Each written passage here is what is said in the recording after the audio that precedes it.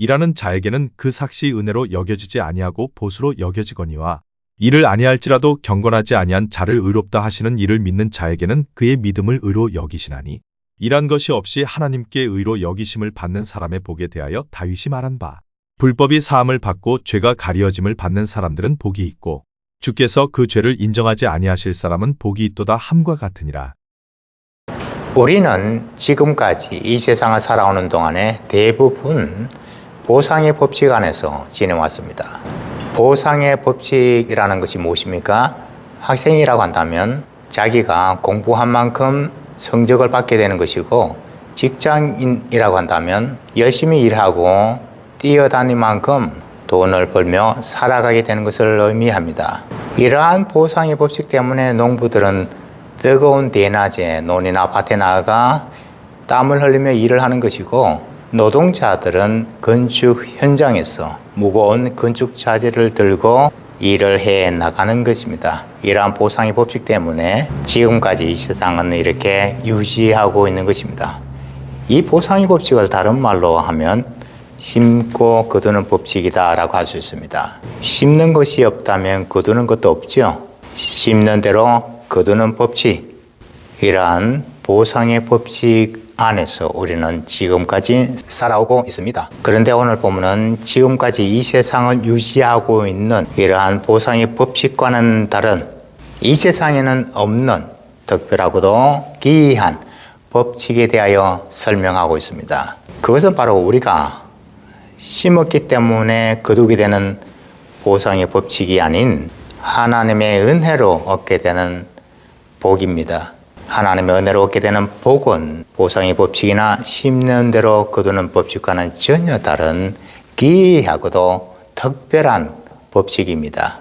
그래서 오늘 이 시간에는 저와 여러분이 본문의 내용을 살펴보면서 우리 믿는 성도들에게 주신 하나님의 특별한 이 은혜의 법칙에 대하여 생각해보는 시간을 가지고자 합니다. 그래서 바라옵기는 주변 사람들로부터 이런저런 말을 듣게 된다 할지라도 하나님이 베풀어 주신 이 은혜의 법칙에 대해서는 조금 더 흔들림이 없이 믿고 신앙생활을 하시기를 주님의 이름으로 축복합니다. 자, 하나님의 은혜로 베풀어 주신 축복은 무엇입니까? 첫째로 일한 것이 없어도 받게 되는 복입니다. 본문 5절입니다. 일을 아니할지라도 경건하지 아니한 자를 의롭다 하시는 이를 믿는 자에게는 그의 믿음을 의로 여기시나니, 일을 아니할지라도 마지막을 보시면 그의 믿음을 의로 여기시나니, 일을 하지 않아도 받게 되는 복이 하나님이 베풀어 주신 은혜로 주신 복입니다. 세상의 법칙은 일을 해야 받게 되지만, 보상을 받게 되지만, 하나님이 주시는 복은 일을 하지 않아도 받게 되는 복입니다. 그렇다면 구체적으로 일을 하지 않는다는 그 의미는 무엇입니까? 오늘 본문에서 일을 하지 않는다라고 하는 것은 육신적으로 일을 하지 않는 것을 의미하는 것은 아닙니다. 무엇입니까? 그 뒤에 나오죠. 경건하지 아니한 자를. 그러니까 본문에서 일을 하지 않는다는 의미는 육신적으로 일을 하지 않는다라고는 의미가 아니라 경건한 일을 하지 아니한 것을 의미합니다. 착하고 선한 일을 하지 아니한 것을 의미하고 있습니다. 그런데 이러한 사람들을 향하여 하나님은 착하고 선하다라고 인정을 하십니다. 의롭다, 경건하다라고 말씀하신다는 것입니다. 그래서 하나님의 은혜로 베풀어 주신 축복이라는 것이죠. 그렇다고 해서 하나님은 아무에게나 의롭다, 경건하다라고 하는 이러한 축복을 주신 것은 아닙니다. 누구에게 이러한 축복을 베풀어 주시는 것입니까? 본문 마지막 보시면, 후반부를 보시면 그의 믿음을 의로 여기시나니, 믿음이 있는 자를 향하여 하나님께서 너는 의롭다라고 말씀하신 것입니다. 그렇다면 여기서 믿음은 어떤 믿음입니까? 그 앞에 자세히 설명하고 있습니다. 경건하지 아니한 자를 의롭다 하시는 이를 믿는 자에게는. 자, 그러니까 내가 경건한 일을 하지 않았는데, 착하고 선한 일을 하지 아니하였는데 하나님께서는 나를 경건하다, 의롭다라고 인정해 주신다 라고 하는 이 믿음을 의미하고 있습니다. 그러니까 심는 대로 얻게 되는 법칙과는, 보상의 법칙과는 전혀 다른 은혜의 법이죠. 마태복음 20장을 보시면 예수님께서 포도원 품꾼의 비유를 말씀하시는 장면이 나옵니다. 포도원 주인이 장터에 나아가서 각각 6시, 9시, 12시, 그리고 오후 3시, 오후 5시에 사람을 데려와서 자기 포도원에서 일을 하게 합니다. 그리고 오후 6시 일을 다 마치게 되자 포도원 주인은 아침 일찍이 와서 일을 한 사람이나 오후 5시 와서 1시간 일을 한 사람이나 모두 똑같이 한 데나리온씩 품삯을 지불합니다. 근데 이러한 모습은 일한 시간만큼 보상해주는 세상의 보상의 법칙과는 전혀 다른 것이죠. 이 비유가 주는 가장 중요한 교훈이 무엇입니까? 품꾼들이 받은 한 데나리온은 노동을 한 대가로, 일을 한 대가로 얻은 것이 아니라 은혜로 얻게 되었다라는 사실을 깨닫게 해주는 것이 있습니다. 한번 생각해 보십시오. 포도원 주인이 이른 아침에 장터에 나가서 그 사람을 선택한 것은 은혜입니다. 포도원 주인이 자신을 선택하였기 때문에 일을 할 수 있게 되었고 품삯을 받을 수 있게 되었던 것입니다. 아침 6시에 일한 사람이나 9시에 일한 사람이나 12시에 일한 사람이나 오후 3시에 일한 사람이나 오후 5시에 일한 사람들이나 모두 똑같이 포도원 주인이 자신을 선택한 은혜로 인하여 일할 수 있게 되었고 품삯을 받을 수 있게 되었습니다. 그래서 그날 하루 살아갈 수 있게 되었던 것입니다. 이 장면에서 존 메가더 목사님이 이렇게 설명한 적이 있습니다. 천국은 우리가 힘든 사역을 통해서 공로로 얻게 되는 상급이 아니다. 모든 믿는 자에게 똑같이 풍성하게 주어지는 은혜로운 선물임을 이 비유가 가르치고 있다. 그래요. 하나님이 구원을 계획하시고 선택하신 은혜가 있었기 때문에 우리가 구원을 받게 된 것입니다. 그러니까 일이 먼저가 아니라 은혜가 먼저입니다. 내가 일한 시간이나 일을 이루어낸 업적보다 훨씬 더 중요한 것은 포도원 주인 되시는 하나님께서 나를 선택하셨다는 사실에 있습니다. 그래서 구원을 받을 수 있게 되었고 천국에 갈 수 있게 되었다는 것이 바로 은혜입니다. 내가 일을 하게 된 대가로 받게 되는 보상보다는 은혜로 받게 된 것이 훨씬 더 큰 축복이라는 것입니다. 본문 4절입니다.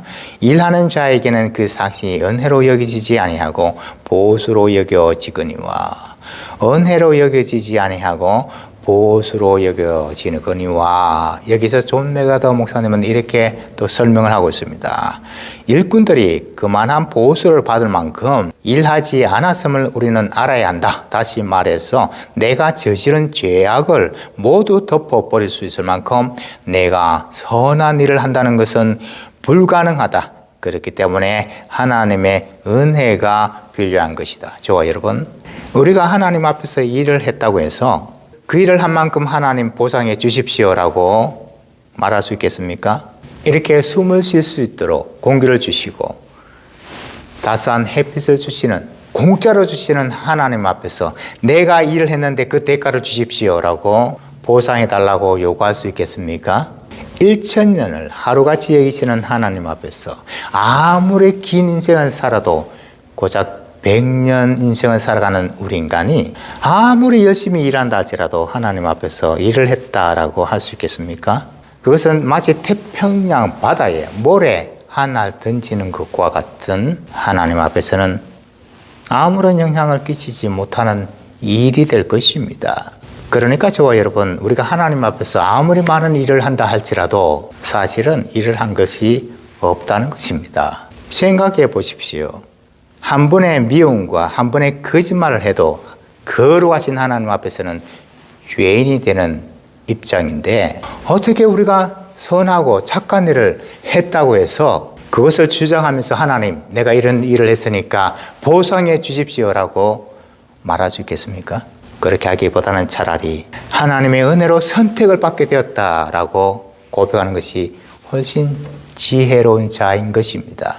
하나님께서는 타락한 우리 인간의 심성에서 나오는 잘못된 아름답지 못한 행위를 잘 알고 계십니다. 그래서 하나님께서는 우리의 행위가 아닌, 우리가 일하는 것이 아닌 은혜로 어렵다라고 인정을 해 주신 것입니다. 그리고 저와 여러분, 우리는 이러한 믿음을 가지고 신앙생활을 해 나가야 합니다. 그리고 하나님께서는 이러한 믿음을 어렵다라고 인정하십니다. 내가 이 세상을 살아가는 동안에 아무런 일을 하지 않았다 할지라도 하나님이 베풀어 주신 은혜로 말미암아 나는 의로운 자가 되었다라고 하는 이 믿음을 가지고 남은 생에 담대하게 살아갈 수가 있게 되시길 주님의 이름으로 축복합니다. 자, 두 번째로 하나님께서 은혜로 베풀어 주신 복은 무엇입니까? 죄가 가려짐을 받게 되는 복입니다. 본문 7절입니다. 불법이 사함을 받고 죄가 가려짐을 받는 사람들은 복이 있고 죄가 가려짐을 받는 사람은 복이 있고. 자, 이 말씀은 다윗이 고백한 내용입니다. 그래서 그 앞에 6절 후반부를 보시면 다윗이 말한 바라고 시작을 하면서 다윗이 한 고백을 인용을 했습니다. 시편 32편 1절 말씀을 인용한 것입니다. 허물의 사함을 받고 자신의 죄가 가려진 자는 복이 있도다. 자신의 죄가 가려진 자는 복이 있도다. 그러니까 다윗은 이러한 죄가 가려지는 복을 누리며 살아갔던 사람이었습니다. 아시겠지만 그 당시 다윗은 모든 것을 가진 왕이었습니다. 하지만 그때 다윗은 간음죄와 살인죄라고 하는 아주 심각하고 중대한 범죄를 저질렀습니다. 자신의 충성스러운 신하였던 우리아 장군의 아내였던 밧세바를 간음하고, 그리고 그 이후에 밧세바가 임신을 하게 되었습니다. 이 사실을 숨기기 위하여 전쟁터에 나가 있던 남편 우리아 장군을 돌아오게 하고 아내와 동침하게 했습니다. 하지만 우리아 장군은 자기 동료들이 지금 전쟁터에 나가 고생하고 있는데 나 혼자만 집에 들어가 편안하게 지낼 수 없다라고 하면서 왕궁의 문에서 잠을 잤습니다. 그래서 할 수 없이 다윗은 우리아 장군을 다시 전쟁터에 보내서 그를 고립하게 해서 죽이게 만듭니다. 아주 심각하고 중대한 범죄를 저질렀던 것이죠. 이후에 다윗은 밧세바를 자기 아내로 맞이하게 되고 밧세바는 다윗의 아이를 낳습니다. 그러니까 다윗이 밧세바와 잠자리를 같이 한 이후부터 한 적어도 10개월 이상 걸렸던 것이죠. 다윗이 이러한 중대한 범죄를 저지른 지 1년 가까이 지났지만 외형적으로 볼 때는 그동안 아무런 일이 일어나지 않았습니다. 다윗이 범죄한 이 일로 인하여 전쟁에서 패하거나 천재지변이 일어나지 않았습니다. 하지만 이 기간을 지나는 동안에 다윗은 이렇게 고백을 합니다. 시편 32편 3절입니다. 내가 입을 여지 아니할 때에 종일 신음함으로 내 뼈가 새하였도다. 내가 입을 열지 아니할 때에 마지막을 보시면 내 뼈가 새하였도다. 그리고 그 다음 4절을 보시면 다윗의 고통이 더 심각해지는 것을 우리는 알 수 있습니다. 주의 손이 주야로 나를 누르시오니 내 진액이 빠져서 여름 가뭄에 마름같이 되었나이다. 내 진액이 빠져서 여름 가뭄에 마름같이 되었나이다. 다윗은 자신의 뼈가 쇠하고 몸 안에 있는 온갖 진액이 다 빠져서 여름 가뭄에 마름같이 되었다라고 고백하고 있습니다. 그러니까 육신과 영혼이 굉장한 고통 가운데서 지냈던 것입니다. 언제요? 과부를 보시면 내가 입을 열지 아니할 때에 자신이 지은 죄를 하나님 앞에 고백하지 아니하고 회개하지 아니할 때에 마치 아무런 일도 없었던 것처럼 지낼 때에 자신의 영혼과 육신은 이렇게 괴롭고 고통스러웠다라고 고백을 합니다. 왜 이러한 일이 일어났던 것입니까? 주의 손이 주야로 나를 누르시오니 심판하시고 징계하시는 하나님의 손이 주야로 밤낮 없이 다윗의 마음을 누르고 괴롭게 했던 것입니다. 아마 자녀를 키워보신 부모님들은 이러한 경험을 다들 했을 것이라고 생각을 합니다. 3살, 4살 되는 어린아이가 잘못을 저지릅니다. 그럴 때가 많죠. 그래서 I'm sorry라고 말해라 라고 얘기를 해도 고집을 피우고 완강하게 입을 다물고 있는 아이들이 있습니다. 종종 그럴 때가 있어요. I'm sorry라고 한마디만 하면 다 용서되어지는데 끝까지 고집을 피우는 아이가 있습니다. 그 아이의 모습을 보면 상당히 고통스럽고 괴로워하는 것을 우리는 알 수 있잖아요. 그런데 입을 다물고 완강하게 고집을 피웁니다. 그만큼 괴롭고 고통스럽죠. 마찬가지입니다. 하나님께서도 자녀된 저와 여러분, 우리가 잘못했다라고 고백만 하면, 용서를 구하기만 하면 내 지은 죄를 가리워 주시는, 용서해 주시는 분이십니다. 이러한 복을 우리가 받았다는 것입니다. 누가복음 15장을 보시면 예수님께서 돌아온 둘째 아들의 이야기를 비유로 말씀하시는 장면이 나옵니다. 둘째 아들이 아버지에게 돌아왔을 때 돼지 우리에서 나는 그 냄새, 악한 역겨운 냄새와 더러운 옷을 그대로 입고 왔을 것입니다. 하지만 아버지는 그 아들을 야단치기보다는 그 아들에게 가장 좋은 신과 가장 좋은 옷을 입혀주십니다. 아버지가 아들에게 베풀어 주신 이 은혜로 말미암아 이 아들은 더럽고 추한 자신의 모습에서 품위가 있고 귀한 아들의 모습으로 바뀌게 되었습니다. 어떻게 해서 이러한 변화가 일어났던 것입니까? 그것은 아들이 아버지 집으로 돌아왔기 때문입니다. 아들은 아버지 집으로 돌아오기 전에 모욕하고 새 옷을 갈아입고 온 것이 아닙니다. 그냥 그대로 온 것이죠. 회개라는 것은 그런 거예요. 발길을 방향을 바꾸는 것이 회개입니다. 세상을 향하여 가던 발걸음을 하나님 아버지께로 돌아가는 것이 회개입니다. 방향 전환하는 것이 회개입니다. 그때 나의 추한 죄와 더러움이 가리워짐을 받게 되고 용서함을 받게 되는 것입니다. 이사야 43장 25절입니다. 나 곧 나는 나를 위하여 내 허물을 도말하는 자니 내 죄를 기억하지 아니하리라. 네 죄를 기억하지 아니하리라. 왜 하나님께서는 내가 나의 죄를 고백할 때 내 죄를 가려주시고 기억하지 않으시는 것입니까? 그 이유가 그 앞에 나오죠. 나 곧 나는 나를 위하여, 하나님께서는 하나님 자신을 위하여 우리가 죄를 고백할 때 그 죄를 가려 주신다는 것입니다. 왜 그렇게 하십니까? 그 이유가 그 앞 구절에 나옵니다. 이사야 43장 24절 후반부입니다. 내 죄짐으로 나를 수고롭게 하며 내 죄악으로 나를 괴롭게 하였느니라. 나를 수고롭게 하며 내 죄악으로 나를 괴롭게 하였느니라. 우리의 죄악이 하나님을 수고롭게 했고 하나님의 마음을 괴롭게 했던 것입니다. 하나님께서는 우리 죄악 때문에 마음이 수고롭고 괴로웠다는 것입니다. 그래서 죄를 고백할 때 그 죄를 가려 주시겠다는 것입니다. 그렇지 않아요? 어린 자녀가 잘못했지만 그 잘못을 고백하고 I'm sorry라고 말만 하면 모든 문제는 해결된 것 아닙니까? 자녀의 마음도 편안하겠지만 부모의 마음이 더 편안하고 더 자유로운 것 아닙니까? 입을 다물고 고집을 피울 때 그 자녀도 괴롭지만 부모의 마음도 안타까운 것입니다. 괴로운 것입니다. 하나님이 그랬다는 것입니다. 그래서 저와 여러분, 내가 나의 죄를 고백할 때 하나님은 그 죄를 가려주십니다. 어떻게 해요? 예수 그리스도의 거룩한 옷으로 나의 추하고 더러운 죄를 가려주십니다. 마치 둘째 아들이 더럽고 추한 옷으로 아버지 앞에 왔을 때 아버지가 가장 좋은 옷으로 입게 해 주셨듯이 하나님께서는 예수 그리스도의 거룩한 옷으로 저와 여러분이 지은 더럽고 추한 죄를 가려주십니다. 이러한 축복을 받았다라고 하는 믿음을 가지고 남은 생에 살아가시길 주님의 이름으로 축복합니다. 하나님의 은혜로 베풀어 주신 축복은 무엇입니까? 마지막 세 번째로 죄를 인정하지 아니하시는 축복입니다.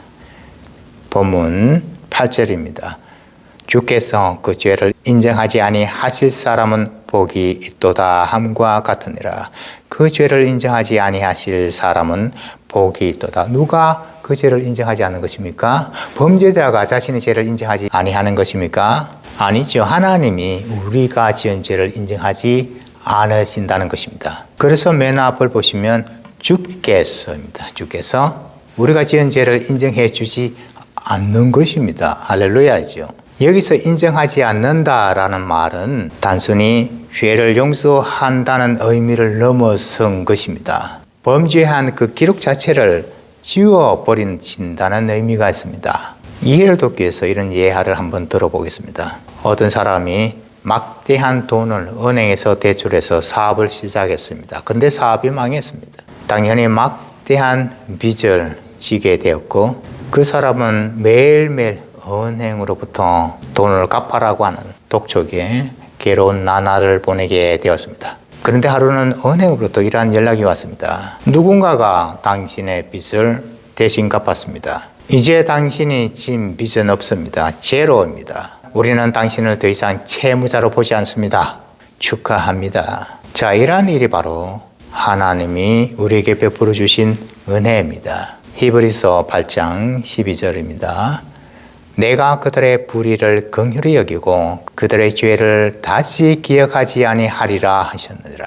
그들의 죄를 다시 기억하지 아니하리라. 저와 여러분, 하나님께서 베풀어 주신 은혜는 우리가 진 죄를 마치 없는 것처럼, 죄를 짓지 않은 것처럼 해주시는 복입니다. 이 얼마나 큰 축복입니까? 그렇다고 해서 우리가 이제부터 마음대로 죄를 짓고 살아야 된다는 의미는 절대 아닙니다. 하나님이 베풀어 주신 이러한 은혜에 대하여 잘못 생각하고 잘못 신앙생활하고 있는 사람들이 우리 주변에 참 많이 있습니다. 이렇게 생각하는 것이죠. 하나님의 은혜로 말미암아 죄인된 우리가 용서함을 받고 의로운 자가 됐는데 이제 대충 살아도 되는 것이 아닌가? 왜 구태여 힘들게 남을 섬겨야 하고 착한 일을 하고 인내해야 하며 절제하면서 살아가야 하는가? 하나님의 은혜로 말미암아 우리는 의로운 자가 되었는데 말이야. 이렇게 생각하며 나태하게 게으르게 신앙생활 해나가는 사람들이 있습니다. 이해를 좀 더 돕기 위하여 이런 예화를 한번 들어보십시다. 가정 형편이 너무나 어려워서 더 이상 공부를 할 수 없는 학생이 있었다고 하십시다. 그런데 어떤 후원자가 나타나서 아무런 조건 없이 대학 4년 생활을 마칠 수 있는 등록금 전액을 지불해 주었습니다. 자, 그렇다면 이 학생은 대학 생활을 어떻게 해야 합니까? 야, 이제 등록금 걱정은 전혀 없으니 맨날 즐기고 놀면서 대학 시절을 보내야 되겠다 라고 생각하면서 학창 시절을 보내야 합니까? 그렇다면 이 학생은 자신을 후원해 준 그 사람이 베풀어 준 은혜를 모독하며 헛되게 하며 살아가는 것입니다. 하지만 반면에 이분이 나에게 베푸신 사랑 때문에 내가 공부를 할 수 있게 되었다. 이분의 은혜에 보답하기 위해서라도 내가 최선을 다해 공부를 하리라. 열심히 살아가리라. 이렇게 생각하며 학창 시절을 보낸다면 이 학생은 은혜를, 사랑을 올바로 알며 살아가는 사람입니다. 그래요. 하나님께서 우리에게 베풀어 주신 이 은혜는 우리를 게으르게 하고 나태하게 만드는, 힘 빠지게 만드는 수면제와 같은 것이 아닙니다. 오히려 그 반대입니다. 나를 거룩하게 하고 담대하게 살아갈 수 있게 하는 영양제와 같은 약입니다. 나에게 베풀어 주신 은혜가 너무나 크기 때문에 이전보다는 더욱 담대하고 적극적인 삶을 살아가게 하는 것입니다. 그래서 사도 바울이 이렇게 고백을 한 것입니다. 고린도전서 15장 10절 전반부입니다. 그러나 내가 나 된 것은 하나님의 은혜로 된 것이니 내게 주신 그의 은혜가 헛되지 아니하여 내가 모든 사도보다 더 많이 수고하였으나 왜 사도 바울이 다른 모든 사람들보다 더 많이 수고하고 더 열심히 땀을 흘리며 살아갔습니까? 그 앞에 설명하고 있지 않습니까? 내게 주신 그의 은혜가 헛되지 아니하여 하나님이 나에게 베풀어 주신 그 은혜를 내가 헛되게 하지 아니하기 위하여 그렇게 열심히 살았다는 것입니다. 지난날에 수많은 그리스도인들을 핍박하고 죽였던 자기 자신을 하나님께서 선택해 주시고 불러주신 그 은혜를 헛되게 하지 않게 하기 위하여 그 누구보다도 더 열심히 일을 하며 살았던 바울이었습니다. 그렇습니다. 우리 믿는 성도는요, 구원을 받기 위하여 열심히 살아가는 사람이 아닙니다. 이미 구원을 받았기 때문에 그 은혜가, 그 사랑이 너무나 고맙고 감사해서 자발적으로 일하는 사람들입니다. 이 순서의 변화가 아주 중요합니다. 왜냐하면 우리는 율법에 속한 자녀가 아니라 은혜에 속한 자녀이기 때문에 그렇습니다. 그래서 내가 부족하다 할지라도, 내가 미처 많은 일을 하지 못했다 할지라도, 그럼에도 불구하고 하나님의 은혜는 나를 어렵다 하시고 나를 거룩하다라고 인정해 주신다라고 하는 이 믿음을 가지고 담대하게 남은 생에 살아가게 되시길 주님의 이름으로 축복합니다. 기도하시겠습니다. 아버지 하나님, 오늘 본문의 말씀을 통하여 이 세상을 지배하고 있는 보상의 법칙과는 다른 하나님 베풀어 주시는 특별하고도 귀한 은혜의 법칙을 깨닫게 해주심에 감사합니다. 일한 것이 없어도 어렵다고 여기시는 복을 주심에 감사합니다. 더럽고 추한 죄를 가려주시고 그리고 죄를 죄라고 인정하지 아니해 주시는 복을 주심에도 감사합니다. 저희들의 부족하고 미약한 행실을 주변에서 지적하며 비판한다 할지라도 하나님이 저희들에게 베푸신 은혜에 대하여 추호도 의심하지 아니하고 담대하게 신앙생활을 할 수 있게 하여 주시옵소서. 하나님이 베풀어 주신 구원의 은혜에 추호도 의심하지 아니하고 그리고 베풀어 주신 은혜를 헛되게 하지 않겠다고 하는 믿음을 가지고 열심히 살아가는 저희들이 되게 하여 주시옵소서. 감사하며 예수님의 이름으로 기도합니다.